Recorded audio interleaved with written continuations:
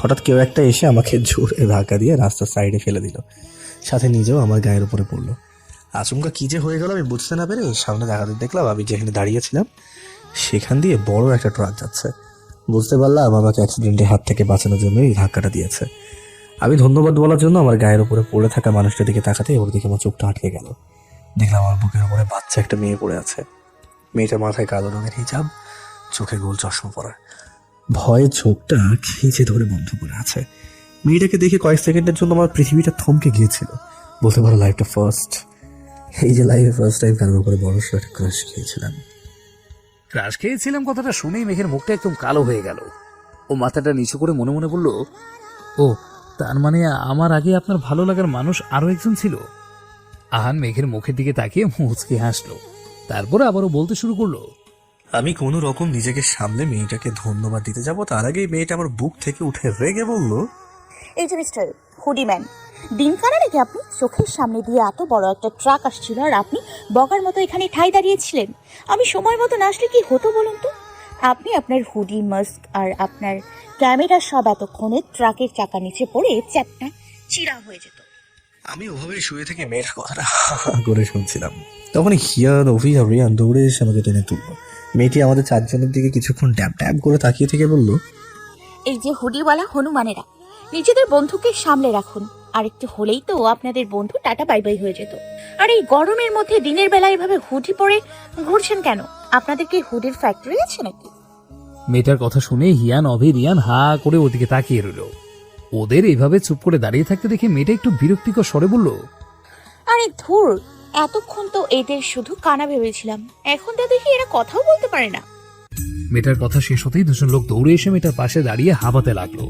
ওদের মধ্যে থেকে একজন চিন্তিত ভঙ্গিতে বলল, ছোট মামুনি, তুমি ঠিক আছো? এভাবে না বলে হুটহাট দৌড়ে কোথায় চলে যাও তুমি, বলো তো? তোমার কিছু হয়ে গেলে বড় বাবা আমাদের গুলি করে মারবে। লোকটার কথা শুনে মেয়েটি ঝাড়ি দিয়ে বলল, হ্যাঁ, আমি একদম ঠিক আছি। আমার আবার কি হবে? আর তোমরা আমার পিছে চুইংগামের মতো লেগে না থেকে এদের মতো দিন কানাদের রাস্তা পার করতে হেল্প করো। তাহলে যদি আমাদের দেশে অ্যাক্সিডেন্টের সংখ্যাটা একটু কমে। আর তোমাদের বড় বাবাকে এত ভয় পাওয়ার কি আছে? ও বাঘ নাকি ভাল্লুক? উজবুক একটা। ওকে বলেছিলাম আমার সাথে আসার জন্য, কিন্তু উনি তো ওনার বন্ধুদের নিয়ে সব সময় বিজি থাকেন। আমার জন্য ওনার টাইম আছে নাকি? আজকে আসুক বাসায়, ওর সাথে আমি একদম কথা বলবো না। পচা ছেলে একটা। কথাটা বলতে বলতে মেয়েটা ওখান থেকে চলে গেল। ওর পিছনে পিছনে লোক দুটো চলে গেল। আমি মেয়েটা যাওয়ার দিকে এক ধ্যানে তাকিয়েছিলাম। এইটুকু বলে থামলো আহান। মেঘ আহানের দিকে অবাক চোখে তাকিয়ে আছে। পুরনো কিছু স্মৃতি ওর মাথায় ঘুরপাক খাচ্ছে। মেঘকে এইভাবে তাকাতে দেখে আহান আবারও বলা শুরু করলো, আমরা সেদিন আর ঘোরাঘুরি করিনি, সোজা রিসর্টে চলে এসেছিলাম। চলে তো এসেছিলাম, বাট মেয়েটার চেহারাটা আমার চোখের সামনে থেকে কিছুতেই যাচ্ছিল না। আমি ভাবলেশীন ভাবে এক জায়গায় বসে শুধু মেয়েটার কথা ভাবছিলাম। মেয়েটার কথা বলা স্টাইল, হাঁটা স্টাইল সবকিছু চোখের সামনে বারবার ভেসে উঠছিল। বিকেল গড়িয়ে সন্ধ্যা গড়িয়ে রাত হয়ে গিয়েছিল, কিন্তু আমার কোনো নড়চড় ছিল না। আমাকে এইভাবে শান্ত হয়ে বসে থাকতে দেখে রিয়ান, অভি, হিয়ান বেশ অবাক হয়েছিল। কারণ যেই আমি কোথাও একটা সেকেন্ডও চুপচাপ বসে থাকতাম না, সেই আমি কয়েক ঘন্টা একটানা ভাবে বসেছিলাম। অবাকের সাথে সাথে বিরক্ত হয়েছিল, কারণ আমার জন্য ওরা কোথাও ঘুরতে যেতে পারছিল না। রাতে ডিনারের জন্য ওরা অনেকক্ষণ আমাকে ডাকাডাকি করেছিল, কিন্তু আমি নিজের জায়গা থেকে এক বিন্দু নড়াচড়া করিনি। অবশেষে ওরা ডাকতে ডাকতে বিরক্ত হয়ে নিজেরাই না খেয়ে ঘুমিয়ে পড়েছিল। একটু থেমে আহান একটা লম্বা দম নিল, তারপর আবারও বলল, রাত 12টার সময় খিদেই অভি ঘুম থেকে উঠে গিয়েছিল। এছাড়া একদম খিদে সহ্য করতে পারতো না। ঘুম থেকে উঠে ও সোজা এসে আমার পায়ের সামনে বসে পড়েছিল। তারপর পা ধরে রীতিমতো কান্নাকাটি শুরু করা গেছে। ওর কান্নাকাটি শুনে হিয়ান আর রিয়ান উঠে গিয়েছিল।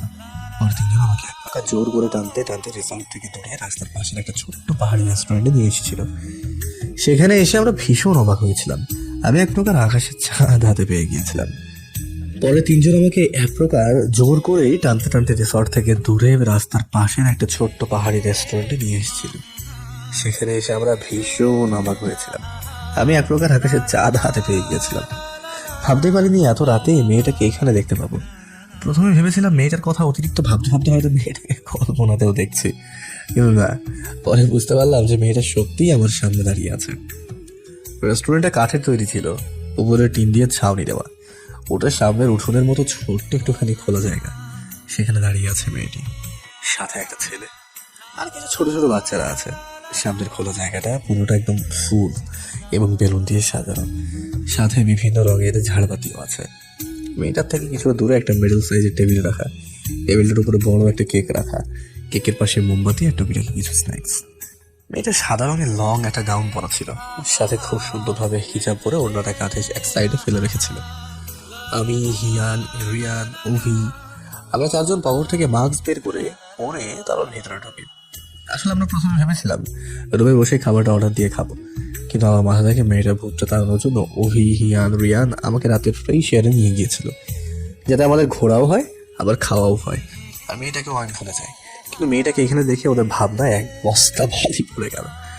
আবার একটু ভিতরে ঢুকতেই 2 কদম এগোতেই মেয়েটার সাথে তখন যে 2জন লোক ছিল তারা এসে আমাদের আটকে দিল। আমরা 4 জন ওদের দিকে ভ্রু কুচকে তাকালাম। তখন মেয়েটির সাথে থাকা ছেলেটি এসে বেশ মার্জিত কণ্ঠেই বলে উঠলো, সরি ব্রো, আসলে আজকে রাতের জন্য এই রেস্টুরেন্টে আমরা পুরোটা বুকিং করে দিয়েছি, তাই বাইরের কাউকে আজকে আনার পর হারনি। প্লিজ আপনার এখন এগিয়ে যেতে পারেন। ছেলেটার কথা শুনে আমার মেজাজটা প্রচন্ড মাত্রায় খারাপ হয়ে গিয়েছিল। ওইটুকু ফুচকে ছেলে কিনা সাবরির, সিজাত, আহানকে ভিতরে যাওয়া থেকে আটকাচ্ছে। ইচ্ছে করেছিল ঢাঁটিয়ে ছেলেটার গালে কয়টা চড় বসিয়ে দিই। আমি রেগে ছেলেটাকে কিছু বলতে যাব, তার আগে পিছন থেকে মেয়েটা এসে ছেলেটাকে ঝাড়ি মেরে বলল, ওই কাউকে অ্যালাউ করবি না মানে কি? এত রাতে ওনারা এখানে এসেছেন, তার মানে নিশ্চয়ই ওনাদের হয়তো খুব খিদে পেয়েছে। অ্যালাউ না করলে ওনারা খাবার খাবে কিভাবে?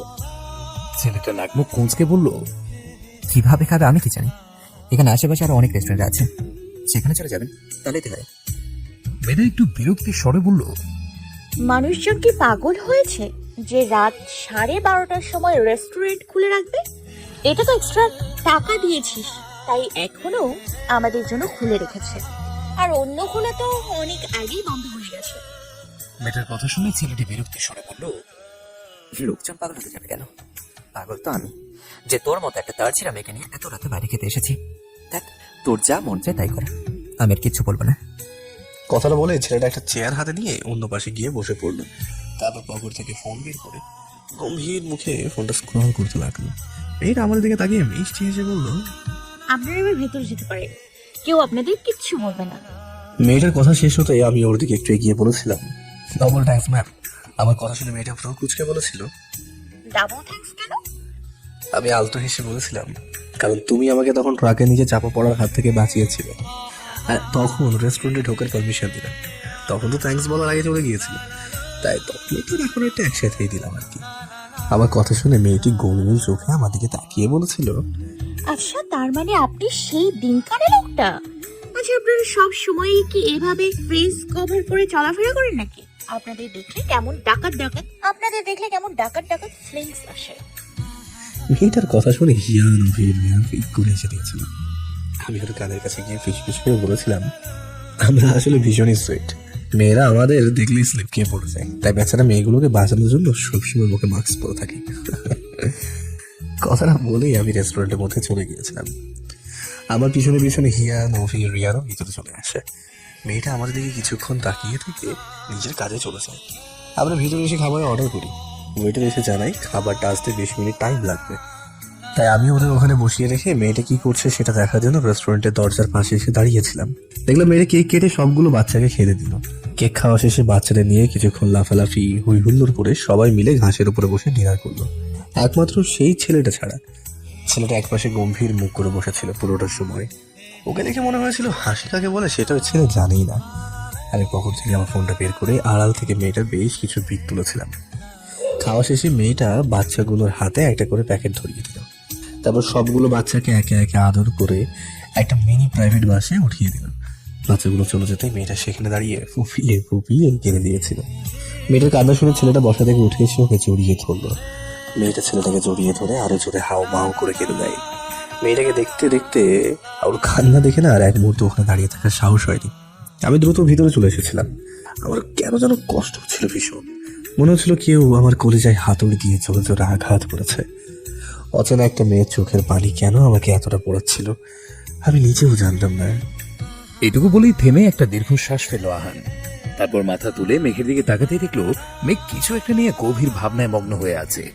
মেঘের এখনো স্পষ্ট মনে আছে দিশাকে ওর খালামনে নিয়ে যাওয়ার পর মেঘ একদম একা হয়ে গিয়েছিল। দিশাকে প্রত্যেকদিন ভীষণ মিস করত। তাই ও দিশার বার্থডেটা কিছু এতিম বাচ্চাদের সাথে সেলিব্রেট করবে বলে ঠিক করে। বাচ্চাদের জন্য কিছু ড্রেস আর চকলেট কেনার জন্য বের হয়েছিল। তখনই দেখেছিল একটা ছেলে রাস্তার মাঝে দাঁড়িয়ে ফটোশুট করছে, আর অন্যদিক থেকে দ্রুত গতিতে একটা ট্রাক এগিয়ে আসছে। কিন্তু ছেলেটার সেদিকে কোনো ভ্রুক্ষেপই নেই। তাই ও গিয়ে ছেলেটাকে ধাক্কা দিয়ে অ্যাক্সিডেন্ট হওয়া থেকে বাঁচিয়েছিল। রাতের বেলা মিহির আর ও চুপি চুপি বাসা থেকে বের হয়ে ছোট একটা এতিমখানার সব বাচ্চাদের নিয়ে বার্থডে সেলিব্রেট করতে ছোট্ট একটা রেস্টুরেন্টে চলে এসেছিল। সেখানে এসে কোইন্সিডেন্টালি আবার ছেলেগুলোর সাথে দেখা হয়ে গিয়েছিল। বাচ্চাগুলো যতক্ষণ মেঘের সাথে ছিল ততক্ষণ ওর সময়টা বেশ ভালোই কেটেছিল। কিন্তু ওরা চলে যেতেই মেঘের দিশার কথা ভীষণ মনে পড়ে গিয়েছিল। তাই ও আর নিজেকে সামলাতে পারেনি, সেখানে দাঁড়িয়ে কেঁদে দিয়েছিল। মিহির চেষ্টা করে ওকে সামলাতে পারেনি। ওখান থেকে বাড়ি ফিরে আসা পর্যন্ত পুরোটা রাস্তা ও কান্না করেছে। মেঘকে ভাবনায় ডুবে থাকতে দেখে আহানোর সামনে তুড়ি বাজালো। তুড়ি বাজানোর শব্দে মেঘের ভাবনায় ছেদ ঘটল। আহান ভ্রু নাচিয়ে বলল, কি ভাবছো? মেঘ ডানে ভাবে ঘাড় নাড়ায়, যার মানে কিছু না। আহান আবারও বলতে শুরু করে, রেস্টুরেন্ট থেকে আসার পর পুরোটা রাত আমি ছটফট করেছি, চেয়েও দু চোখের পাতায় একটুখানি ঘুম আনতে পারিনি। যখনই চোখ বন্ধ করেছি বারবার মেয়েটার কান্নারত চেহারাটা আমার চোখের সামনে ভেসে উঠেছে। তারপর পুরো 2 দিন কেটে গিয়েছিল। এই 2 দিনে আমি যতবার বাইরে বের হয়েছি ততবার আমার চোখ দুটো শুধু মেয়েটাকেই খুঁজেছে, কিন্তু কোথাও পাইনি। আমি বারবার বাইরে বের হতাম যাতে মেয়েটাকে একটা বার অন্তত দেখতে পারি, বাট প্রতিবারই নিরাশ হয়ে ফিরে আসতাম। ওকে কেন খুঁজতাম আমি নিজেও জানি না অবশ্য, শুধু জানতাম আমার অশান্ত মনটাকে শান্ত করার জন্য ওকে আমি একবার দেখতে চাই।